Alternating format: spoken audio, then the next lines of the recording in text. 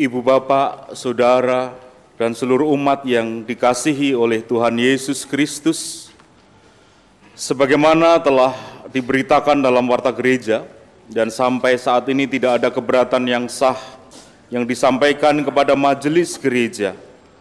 Dalam kebaktian ini akan dilayankan penahbisan pendeta. Gereja merupakan kehidupan bersama religius yang berpusat pada Tuhan Yesus Kristus.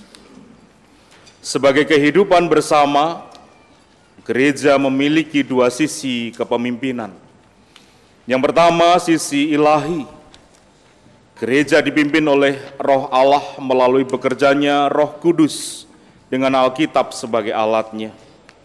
Yang kedua, sisi manusiawi. Gereja dipimpin oleh manusia atas kehendak Allah. Oleh karenanya, Tuhan berkenan memanggil para pelayan khususnya ke dalam jabatan gerejawi, yaitu pendeta, penatua, dan diaken. Adapun tugas-tugas pendeta adalah, yang pertama, bersama dengan penatua dan diaken menjadi penanggung jawab segala kegiatan gereja, baik di bidang pemberitaan Injil, pemeliharaan iman warga gereja maupun organisasi gereja. Yang kedua, mengajarkan firman Tuhan, melayankan sakramen dan melayankan upacara-upacara gerejawi.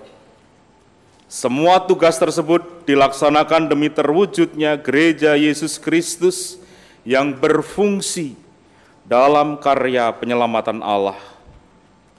Oleh karena itu, dalam kebaktian ini, Saudari Vikaris Elizabeth Simanjuntak akan ditahbiskan sebagai pendeta. Sekarang, Saudari Elizabeth Simanjuntak atau biasa dipanggil di sini dengan sebutan Mbak Eli, saya persilakan untuk berdiri dan maju ke depan. Supaya seluruh umat dapat mendengar dan menyaksikan kesediaan Mbak Eli untuk melaksanakan tugas sebagai pendeta dengan setia dan sukacita, maka saya persilahkan Mbak Eli menjawab beberapa pertanyaan berikut. Yang pertama, apakah Mbak Elizabeth Simanjuntak percaya bahwa Allah memanggil saudari menjadi pendeta melalui gerejanya dalam ikatan kebersamaan dengan klasis dan sinode gereja-gereja Kristen Jawa? Yang kedua, apakah Mbak Elizabeth mengakui bahwa Yesus Kristus Raja Gereja menuntut tanggung jawab saudari sebagai pendeta agar hidup dan pelayanan saudari menjadikan gereja dapat berfungsi di dalam karya penyelamatan Allah? Yang ketiga, apakah Mbak Elizabeth bersedia melaksanakan tugas sebagai pendeta dengan sungguh-sungguh sesuai dengan Alkitab, pokok-pokok ajaran Gereja Kristen Jawa, serta tata gereja dan tata laksana Gereja Kristen Jawa? Yang keempat, apakah Mbak Elizabeth Simanjuntak bersedia bekerja sama dengan pejabat gerejawi lainnya? Yang kelima, apakah Mbak Elizabeth Simanjuntak bersedia bekerja sama dengan masyarakat dalam kebersamaan dan saling menghormati untuk mewujudkan kedamaian serta kesejahteraan bersama? Dan yang terakhir, apakah Mbak Elizabeth Simanjuntak bersedia menerima segala bentuk penggembalaan berdasarkan Alkitab? Bagaimana jawab Saudari Elizabeth Simanjuntak? Ya, dengan sepenuh hati, kiranya Tuhan yang menolong saya menjalani panggilan ini. Puji Tuhan, kita semua sudah mendengar kesediaan Mbak Elizabeth Simanjuntak.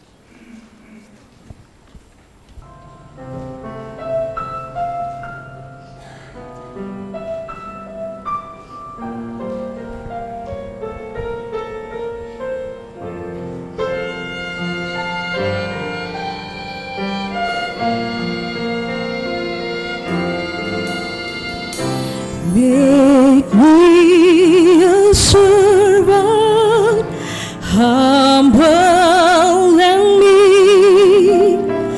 Lord, let me live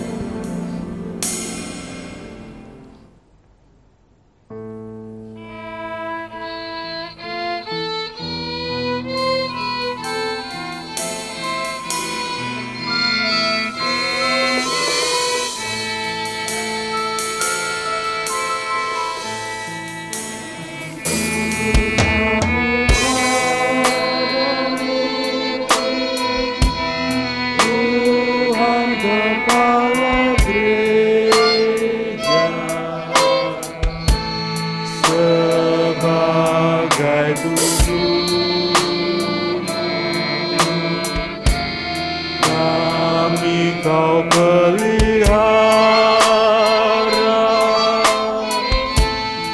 oh Tuhan urapilah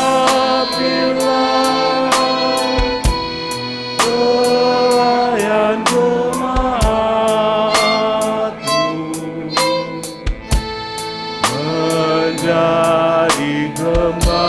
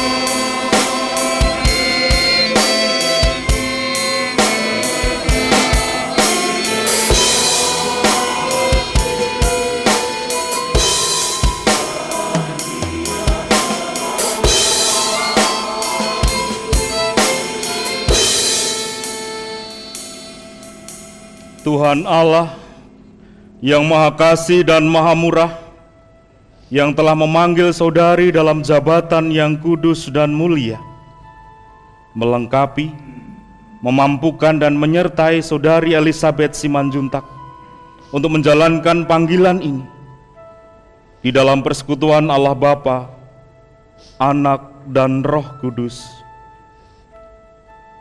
Amin. Mari berdoa. Kami serahkan pelayan-Mu, Pendeta Elisabeth Simanjuntak. Dia telah menyerahkan diri bagi-Mu. Pakailah, lengkapi dan sempurnakanlah, agar melalui hidupnya karya Tuhan dinyatakan, jemaat Tuhan dibangun, nama Tuhan dimuliakan. Di dalam persekutuan Bapa, Anak dan Roh Kudus. Amin.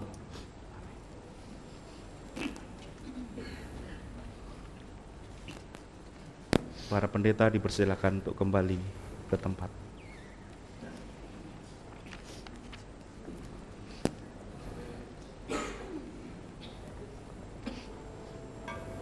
Pendeta Elisabeth Simanjuntak di hadapan Mbak Eli adalah umat Tuhan yang harus Mbak Eli gembalakan. Dalam melaksanakan panggilan penggembalaan, hendaklah Mbak Eli mengingat firman Tuhan ini. Gembalakanlah kawanan domba Allah yang ada padamu, jangan dengan paksa, tetapi dengan sukarela sesuai dengan kehendak Allah. Jangan kamu berbuat seolah-olah kamu mau memerintah atas mereka yang dipercayakan kepadamu, tetapi hendaklah kamu menjadi teladan bagi kawanan domba itu. Ibu bapak dan saudara-saudara umat yang dikasihi Tuhan, inilah pendeta kedua GKJ Gandaria, Pendeta Elizabeth Simanjuntak. Terimalah, dukunglah dengan doa, daya, dan dana, agar melaluinya karya Tuhan dinyatakan di tengah-tengah kita. Umat Tuhan dibangun, dan nama Tuhan dimuliakan.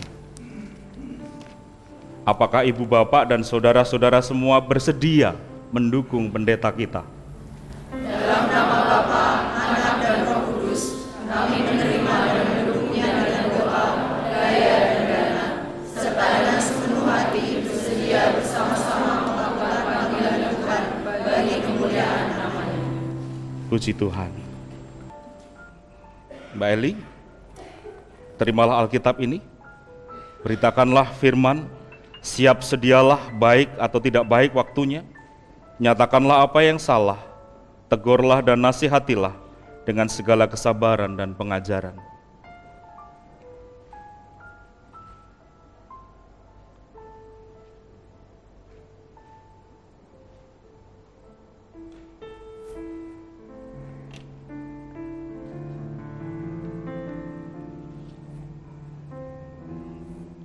Terimalah alat sakramen perjamuan ini dengan mengingat firman Tuhan.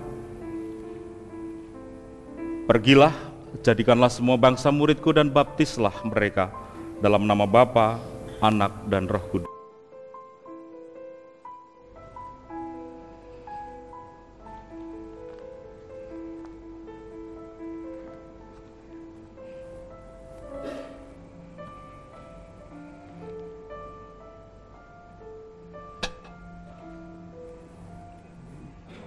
Terimalah alat sakramen perjamuan ini dengan mengingat setiap kali kamu makan dan meminum roti dan anggur dari cawan ini, kamu memberitakan kematian Tuhan sampai Ia datang.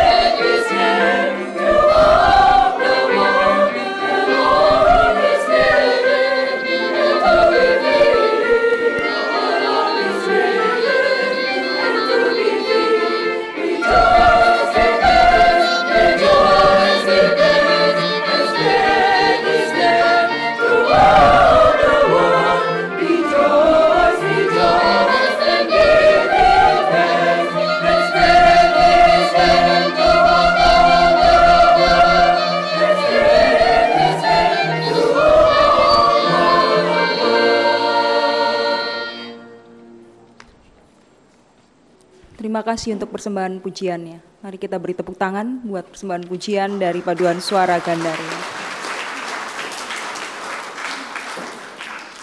Bapak, Ibu, dan saudara-saudari yang terkasih dalam nama Tuhan Yesus Kristus, sebelum kita merenungkan firman Tuhan, mari kita satukan hati, kita berdoa.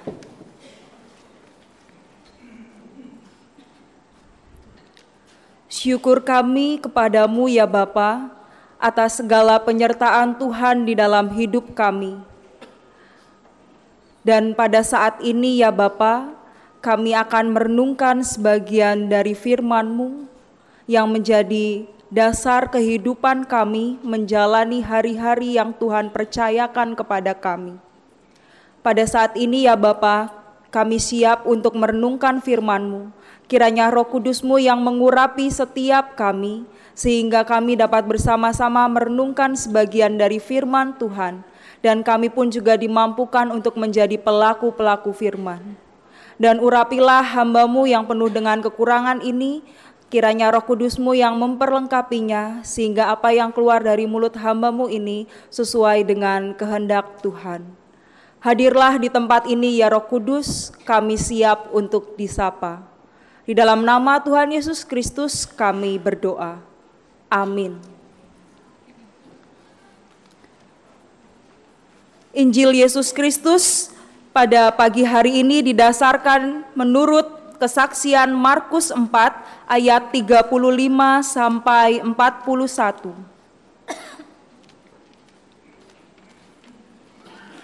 Markus 4 ayat 35 sampai 41. Saya akan membacakan bagi kita sekalian.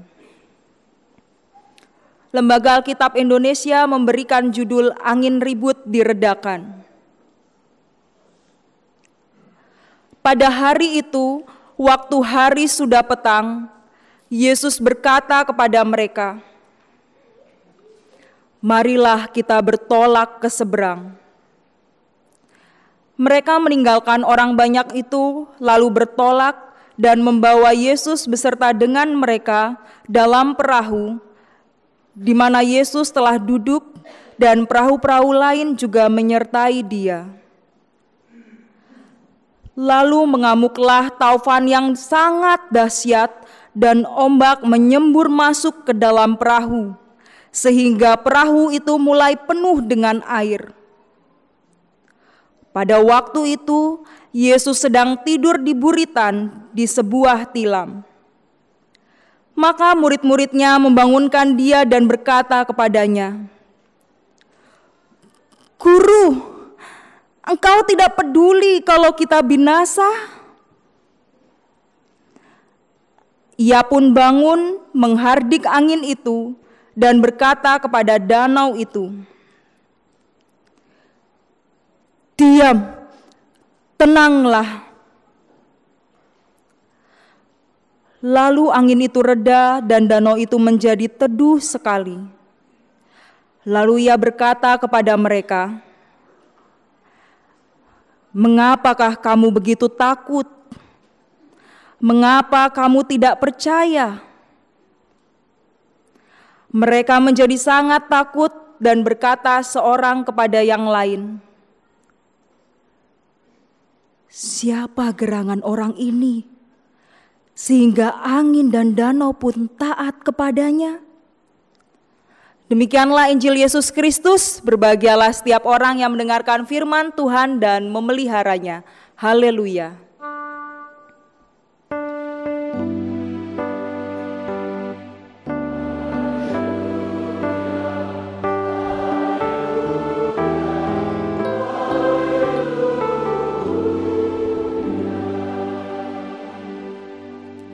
Selamat pagi Ibu Bapak dan Saudara-saudari yang terkasih dalam nama Tuhan Yesus Kristus.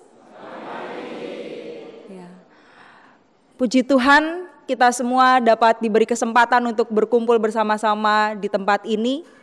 Bapak, Ibu, dan Saudara-saudara yang terkasih dalam nama Tuhan Yesus Kristus, saya ingin bertanya kepada Bapak Ibu sekalian, khususnya yang sudah berkeluarga ya Bapak Ibu.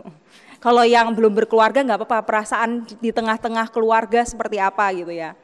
Bagaimana perasaan Bapak Ibu ketika tidak mendapat kepercayaan dari anggota keluarga atau orang terdekat yang ada di sekitar Bapak Ibu? Biasa aja Mbak, nggak ngaruh ya. Kalau anggota keluarga Bapak Ibu, slide-nya, perasaannya gimana? Suaminya misalnya, istrinya atau anaknya tidak percaya kepada pasangan, tidak percaya kepada orang tuanya, perasaannya gimana?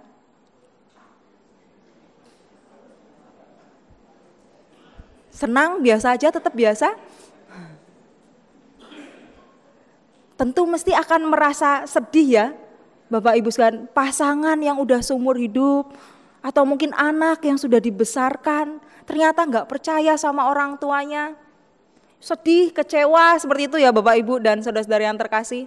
Nah, ketika Bapak Ibu merasa tidak dipercaya, kira-kira apa yang akan Ibu Bapak dan saudara-saudara yang terkasih lakukan? Dia biarin?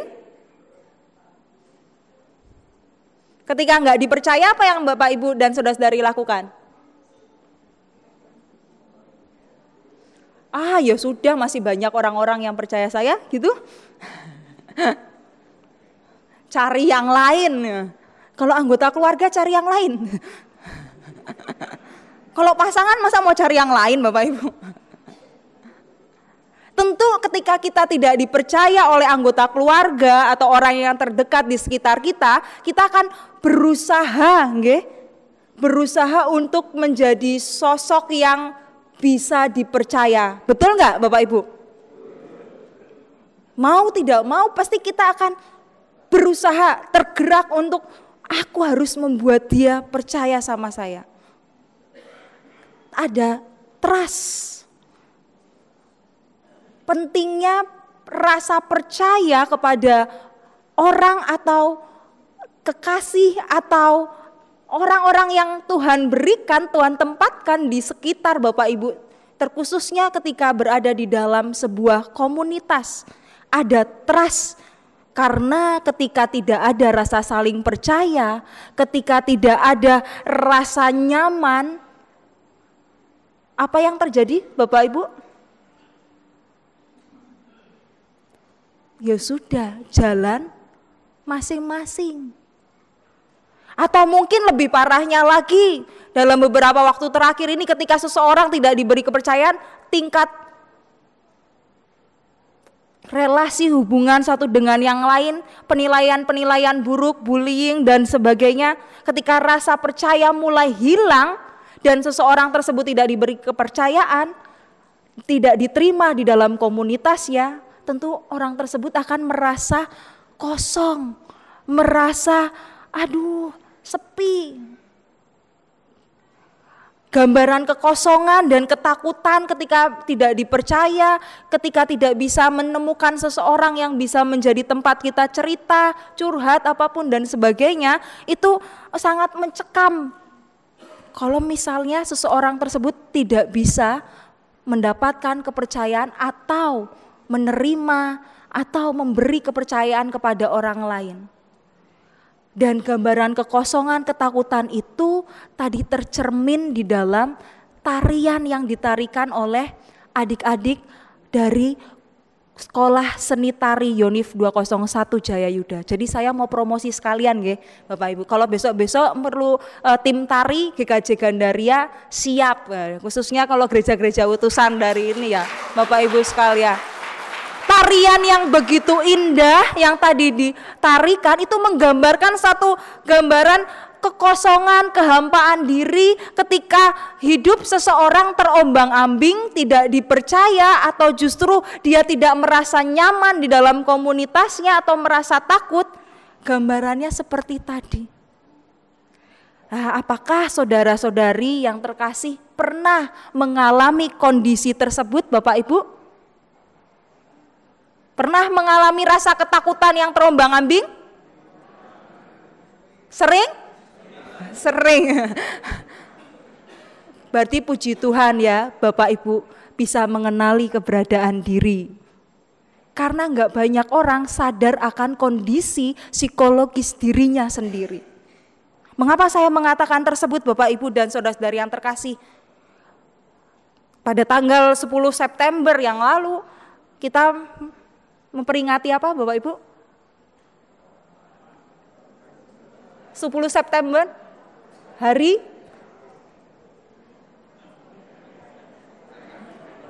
kesehatan September. Slide-nya, slide selanjutnya. Hari kesehatan mental. Ketika saya membaca di menurut Organisasi Kesehatan Dunia sekitar 800.000 hingga 1 juta orang meninggal karena bunuh diri setiap tahun. Itu berarti artinya setiap 40 detik ada 1 orang yang meninggal dunia karena bunuh diri, karena tidak mengenali psikologis dirinya dan tidak teratasi dengan baik. Entah rasa ketakutan, entah rasa kehampaan, entah rasa kecewa dan sebagainya. Ketika seseorang tersebut tidak bisa menerima keberadaan dirinya, diliputi ketakutan yang berlebihan secara psikologis, dia akan berpengaruh terhadap sikapnya di dalam menjalani kehidupan. 40 detik ada 1 orang yang meninggal karena bunuh diri. Sangat tragis ya Bapak Ibu. Entah mungkin bunuh dirinya karena kesehatan mentalnya atau mungkin karena kekecewaan dan sebagainya. Tapi data tersebut menunjukkan kepada kita bahwa pentingnya upaya pencegahan ketika seseorang mengalami kondisi kritis di dalam dirinya. Ketika seseorang tidak bisa mengelola rasa takut di dalam dirinya, itu akan berdampak pada komunitas yang ada di sekitarnya. Ketakutan secara personal bisa mempengaruhi ketakutan secara komunal. Mau bukti Bapak Ibu? Jelas di bacaan kita pada pagi hari ini di Markus 4 ayat 35 sampai 41. Slide selanjutnya. Bagaimana kita sama-sama membaca 2 gambaran yang berbeda sekali.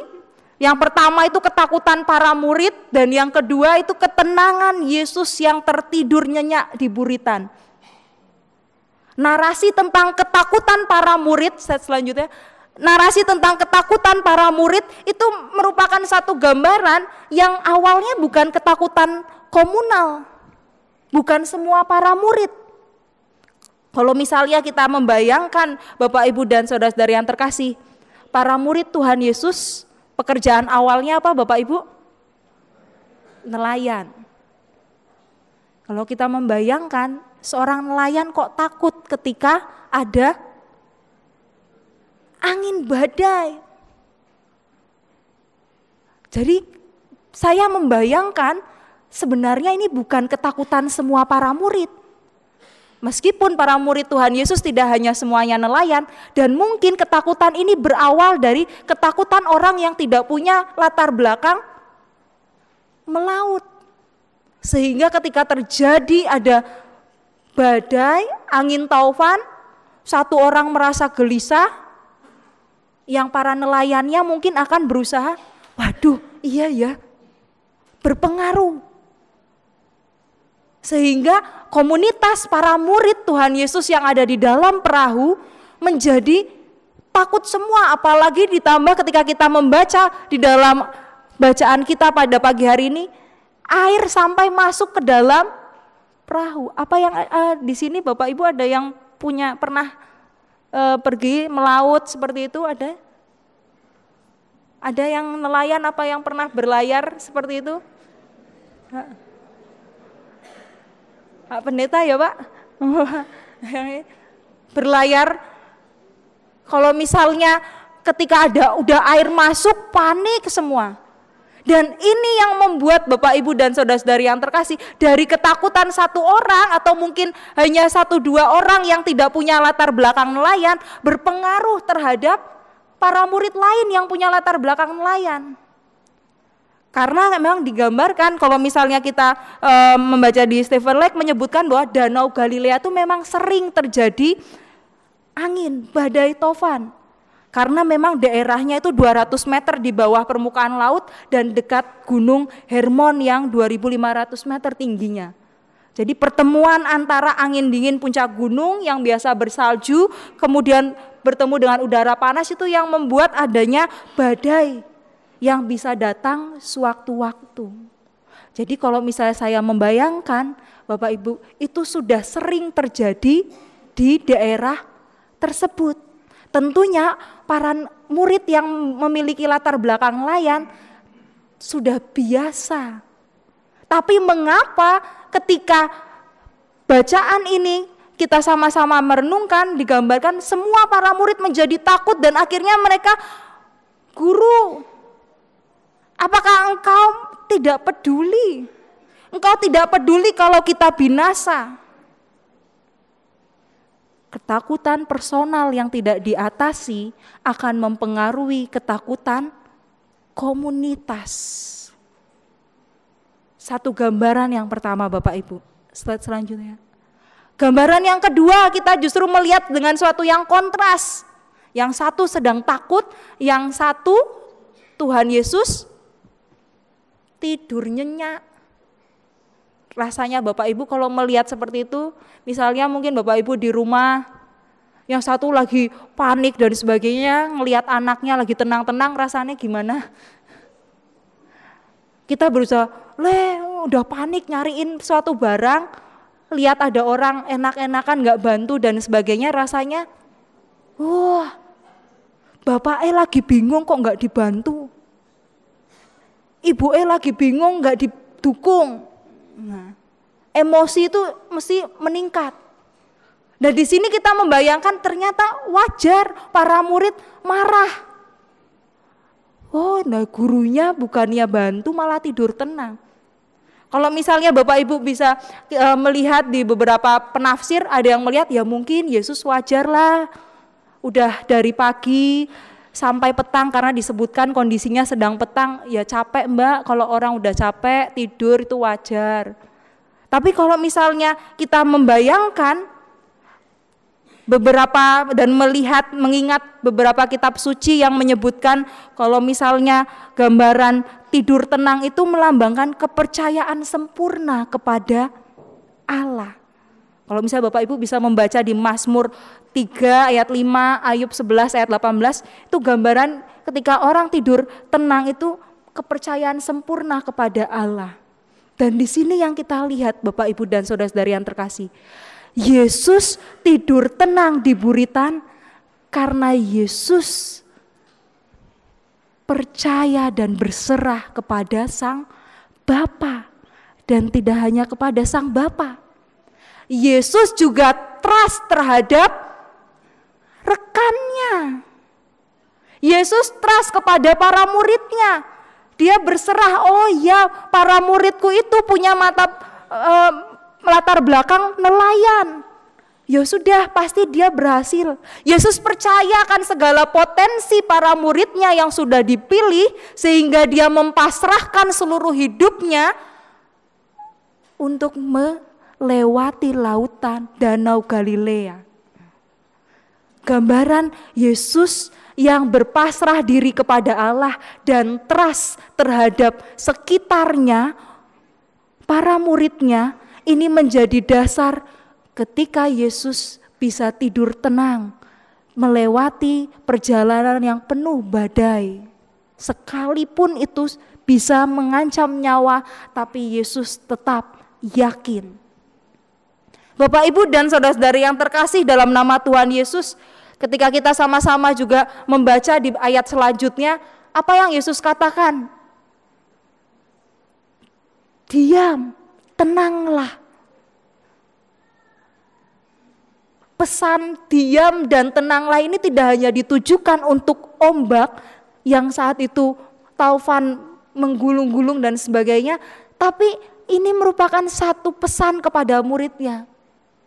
Ketika terjadi ketakutan, ketika terjadi badai kehidupan, diam dan tenanglah. rasakan setiap kehadiran yang aku berikan kepadamu. Yesus mencoba mengingatkan para murid untuk, aku ada. Engkau sudah melihat segala mujizat-mujizat yang aku berikan. Percayalah kepadaku. Yesus mengingatkan kepada para murid dengan tegas. Dengan pertanyaan yang reflektif tapi nyelkit ya Bapak Ibu. Kalau misalnya kita melihat pernyataannya Yesus, mengapa kalian takut? Mengapa kalian tidak percaya kepadaku? Mengapa takut? Mengapa enggak percaya? Ini sebenarnya merupakan satu ungkapan kekecewaan Yesus juga kepada para murid. Aku sudah selama ini jalan bareng, selama ini hidup bareng, selama ini kita sama-sama melakukan banyak mujizat, menolong orang-orang, tapi kok aku masih enggak dipercaya. Ini merupakan satu pertanyaan dan pernyataan yang reflektif bagi para murid dan juga kita sampai saat ini. Setelah para murid melihat mujizat, setelah para murid mendengar pernyataan nyelekit dari Yesus tersebut, mereka baru sadar. Rasa takut yang awalnya, kalau misalnya Bapak Ibu membaca yang dari kata deiloi, dari kata Yunani deilos, itu yang awalnya memiliki rasa takut negatif yang cenderung penakut, pengecut seperti itu, berubah pada ayat yang terakhir di ayat 41, mereka menjadi sangat takut dan berkata seorang kepada lainnya, siapa gerangan orang ini sehingga angin dan danau pun taat kepadanya. Ini kata takut tadi berubah menjadi kata pobo, dari kata pobos yang sering bermakna positif, hormat. Dari rasa takut, kecewa, pengecut berubah menjadi ketertundukan kepada Allah. Dari perasaan kecewa dan gentir berubah kepada sikap berserah kepada Allah. Ya, memang dialah orang yang luar biasa. Dialah Allah. Kalau misalnya kita sama-sama membayangkan Bapak Ibu dan saudara-saudara yang terkasih dalam nama Tuhan Yesus Kristus, peristiwa yang terjadi para murid dengan Yesus itu seringkali menggambarkan peristiwa yang seringkali terjadi di dalam kehidupan kita sehari-hari Bapak Ibu dan saudara-saudara yang terkasih. Dalam menjalani badai kehidupan kita sering, gak mungkin kalau misalnya kita hidupnya tenang-tenang. Ada yang di sini selama sepanjang umur hidupnya tenang terus nggak ada badai? Nggak ada ya. Kalau misalnya gambaran hidup seperti sebuah perahu, sebuah bahtera, kalau misalnya lurus aja gitu tenang, kira-kira nyampenya lama nggak? Cuma perahu jalannya tenang gitu, nyampenya lama enggak Bapak Ibu? Lama. Harus dibantu apa Bapak Ibu? Angin, badai, supaya jalannya bisa lurus. Kalau cuma tenang-tenang aja ya udah. Tapi ketika emang ada badai, ada kehidupan, itu justru akan membantu perahu tersebut, membantu kehidupan kita untuk terus berjalan maju. Terus untuk menjalani apa yang Tuhan inginkan di dalam hidup kita. Dan ketika kita bisa menghadapi, mengelola rasa takut kita di dalam melihat badai tersebut, kita nggak akan tenggelam. Kalau orang lagi dayung, ada yang udah pernah mendayung, naik perahu Bapak Ibu? Ada seberapa sering yang udah banyak yang mendayung? Kebetulan kami, saya dan keluarga pernah waktu itu mencoba untuk mendayung bersama, Bapak Ibu. Kalau misalnya kan 6 orang kami sekeluarga, mama, kakak dan kakak ipar saya semua, kami mendayung bersama seperti itu. Ketika sedang mendayung, kalau misalnya cuma tenang saja itu, waduh, rasanya berat. Tapi kalau ada angin, ada oh ya menikmati dan kemudian dayung jalan. Dan ketika dayung, saya waktu itu sempat muter-muter. Jadi bagian saya dayung, abang saya dayung, kan karena sebuah perahu itu ada 2 dayungnya. Saya maunya ke kanan, abang saya dayungnya malah maju, nggak seimbang. Jadi saya dayung ke belakang, abang saya dayungnya ke depan. Jadi maju mundur, jalan di tempat, nggak muter-muter, nggak maju ke depan tapi malah muter-muter. Jadi sempat marah-marah itu. Di sini mau kemana? Ke kanan, ke kiri ya. Sampai kakak saya ketawa ya, mengingat peristiwa itu. Jadi kami benar-benar, wah, terus yaudah maju ke sana ya. Harus ada trust dulu. Dan ketika kami dipercayakan, saya dan abang saya untuk mendayung, mama saya, kakak saya, ya sudah. Kami nggak ribut, kami diem. Kami yang penting satu ya, tujuannya sana ya, jangan ke kanan ke kiri, satu. Kemudian kami bisa depan bang, depan, belakang dek, belakang. Butuh kesatuan visi, butuh keseimbangan, butuh yang terpenting rasa percaya. Kalau kita sama-sama bisa mengelola rasa takut dengan percaya dengan sekitar orang-orang yang Tuhan tempatkan di sekitar kita, kita komunikasikan dengan baik, itu bisa jalan. Tapi kalau misalnya kita hanya, aku maunya ke kanan aja deh, tetapi yang dayung sebelah sananya pengennya ke kiri, nyampe enggak? Ya, Bapak, Ibu, dan saudara-saudara yang terkasih dalam nama Tuhan Yesus, gambaran proses mendayung, proses bagaimana Yesus bersama para murid bertolak ke seberang, melanjutkan pelayanan, melanjutkan tugas yang Tuhan percayakan kepada mereka. Mereka menumbuhkan rasa percaya satu dengan yang lain, merasakan bahwa ya, orang yang ada di satu perahu ini Yesus. Ada pengalaman iman dengan Yesus, pengalaman iman yang menguatkan sehingga para murid menjadi tidak takut. Tidak hanya itu, slide selanjutnya, tapi juga bagaimana tidak hanya trust, Bapak, Ibu, dan saudara yang terkasih, kesadaran akan peranan. Pengalaman waktu saya dan kakak saya mendayung, kalau saya nggak sadar posisi saya untuk menyetir ke kanan, dan saya justru malah ngarahkan yang lain, nyampe nggak Bapak Ibu? Kalau misalnya kami berdua tidak sadar, saya dan abang saya, oh perananku untuk mengarahkan kalau mau belok kanan, oh perananku kalau mengarahkan untuk belok ke kiri, oh perananku untuk maju mundurnya perahu ini, oh perananku untuk pengambilan satu visi dan misi. Ketika sama-sama menyadari peranannya, dayung bersama itu akan lancar. Kesatuan arah tujuan, rasa percaya, dan kesadaran akan peranan itu penting.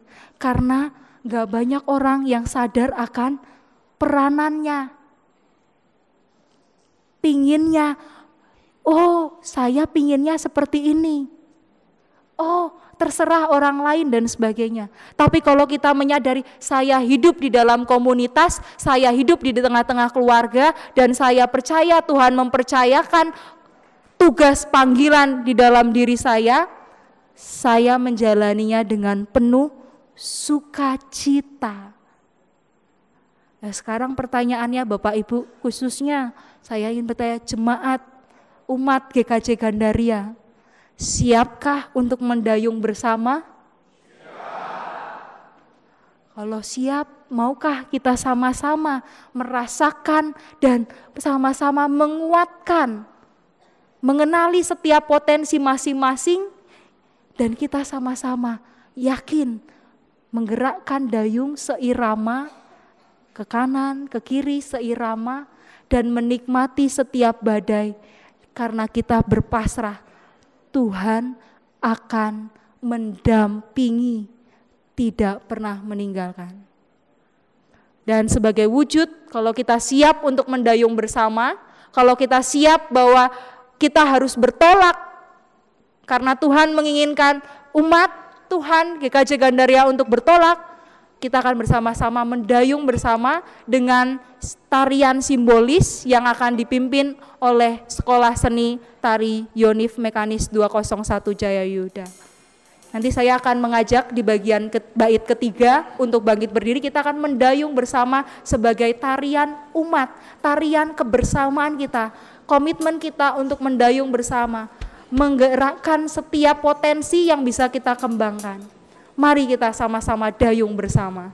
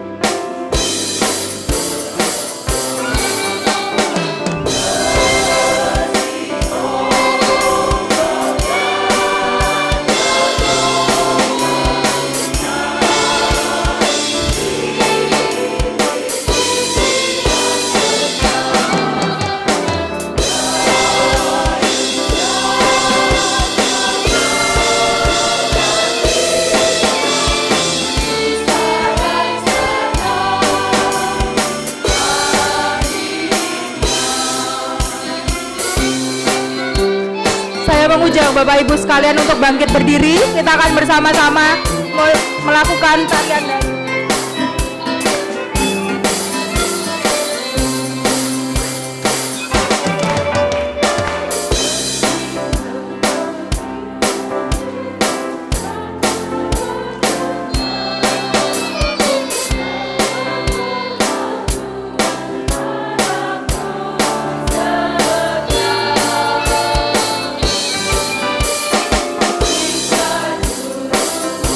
cho kênh Ghiền Mì Gõ để không bỏ lỡ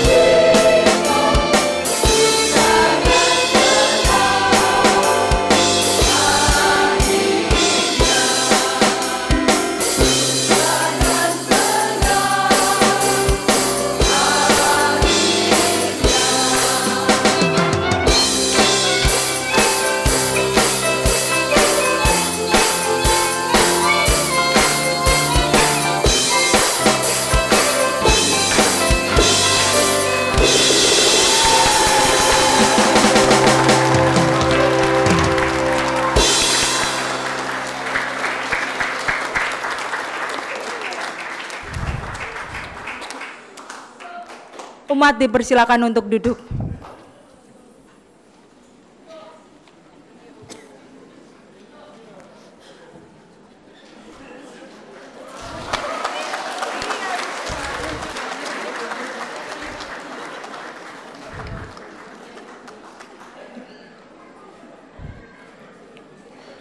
Saat hening bagi kita sekalian.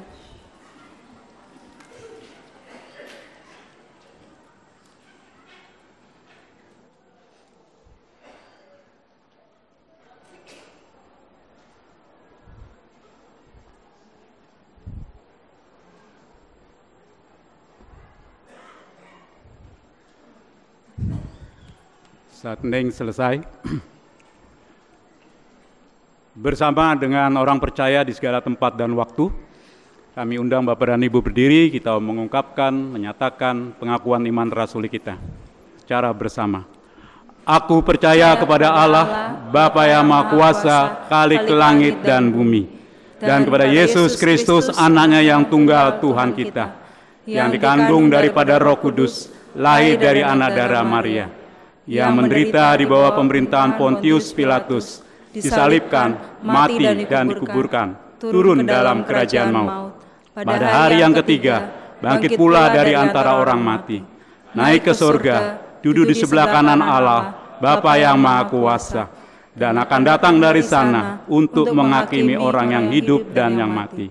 Aku percaya kepada Roh Kudus, gereja yang kudus dan am, persekutuan orang kudus, pengampunan dosa, kebangkitan daging, dan hidup yang kekal. Dipersilakan duduk kembali.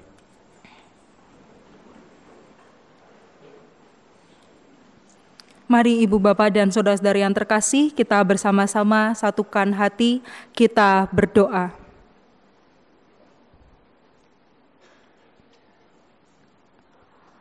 Terima kasih ya Tuhan untuk sapaan firman-Mu pada pagi hari ini. Kiranya ketika kami menjalani kehidupan, kami dapat tetap terus mengingat bahwa Engkau tidak pernah meninggalkan kami sedetik pun.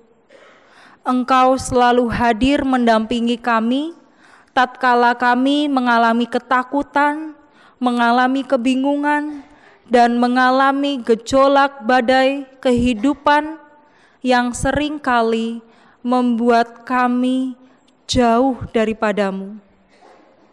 Ampuni kami ya Tuhan, ketika seringkali kami meragukan akan karya yang telah Engkau nyatakan di dalam hidup kami.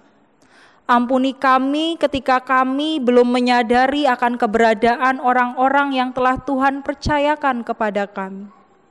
Dan biarlah melalui sabda-Mu pada pagi hari ini, kami semakin mengingat bahwa Tuhan telah menempatkan orang-orang yang terbaik di sisi kami, sehingga kami dapat bersama-sama bersatu hati menyatakan cinta kasih Tuhan di muka bumi ini. Ya Bapa, kami juga mengucap syukur untuk segala penyertaan Tuhan di tengah-tengah kehidupan GKJ Gandaria dan juga Pepantan Cawang, khususnya di dalam proses pemanggilan pendeta dan sampai penabisan pada saat ini. Kami mengucap syukur Tuhan tetap terus mendampingi umat-Mu, dan biarlah ketika kami bersama-sama mendayung perahu untuk bertolak ke tempat yang lebih dalam, Tuhan tetap terus mendampingi umat-Mu, sehingga kami dapat bersama-sama melakukan apa yang menjadi tugas panggilan hidup kami. Ya Bapa, kami juga berdoa bagi bangsa dan negara kami.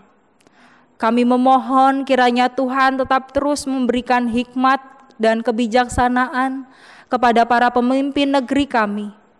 Biarlah segala keputusan dan segala karya yang dilakukan, nama Tuhanlah yang dimuliakan, dan biarlah untuk mendatangkan kesejahteraan bagi rakyat. Kami yang sebagai warga negara pun juga kiranya Roh Kudus-Mu yang memimpin, agar kami dapat melakukan apa yang menjadi tugas dan tanggung jawab kami sebagai warga negara. Kami dapat menjaga keamanan negeri, kami dapat menghadirkan damai sejahtera, tidak mudah terprovokasi akan hal-hal yang ingin menjatuhkan, sehingga kami dapat bersama-sama mendukung segala kebijakan-kebijakan yang menghadirkan damai sejahtera di negeri kami.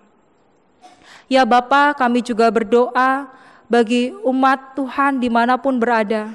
Kiranya Roh Kudus-Mu yang tetap terus mendampingi, sehingga ketika kami diutus dimanapun Tuhan tempatkan, kami dapat menjadi garam dan terang bagi sesama kami. Ya Bapa, kami juga berdoa bagi setiap kami, pribadi lepas pribadi, segala harapan, segala cita-cita, segala pergumulan, Engkau yang mengetahui kedalaman hati kami. Biarlah ketika kami mengingat bahwa Tuhan tidak meninggalkan kami tidak takut menghadapi apapun, tapi kami semakin yakin dan percaya Engkau adalah Allah sumber kehidupan kami. Inilah doa dan harapan kami ya Bapa, yang kami panjatkan di dalam nama Tuhan Yesus Kristus, Juru Selamat kami yang hidup. Amin.